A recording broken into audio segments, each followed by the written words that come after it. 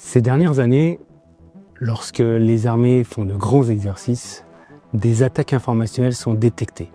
En quelques jours, les armées vont débuter l'exercice Orion 26 qui ne devrait pas faire exception. Alors, je vous explique ce à quoi on peut s'attendre.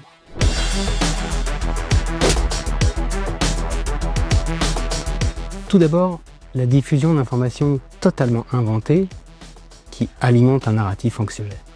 Puis la diffusion d'images sorties de leur contexte ou générées par IA. Enfin, le relais de toutes ces informations par des influenceurs.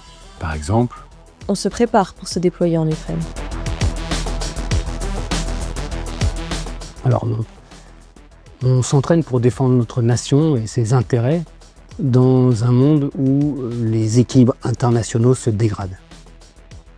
On veut que les Français se sacrifient pour sauver l'Ukraine. Notre effort de préparation et de renforcement des armées vise à dissuader l'adversaire. Une armée et une nation résilientes rendent toute attaque trop risquée pour l'adversaire, qui protège en premier lieu les Français. Orion 26 menace la Russie. Faux. Les méta-exercices Orion sont planifiés depuis 2021. Les scénarios sont réalistes, pas offensifs. Orion est une démonstration de force face à l'attitude américaine au Groenland. Orion est un exercice interallié. Ça veut dire que plusieurs armées et plusieurs nations y participent, y compris les armées américaines. Faire d'Orion un exercice interallié, c'est améliorer notre interopérabilité et notre réactivité collective, avec pour objectif commun la sécurité en Europe. Les armées s'entraînent en vue d'un coup d'État. Narratif recyclé depuis des années.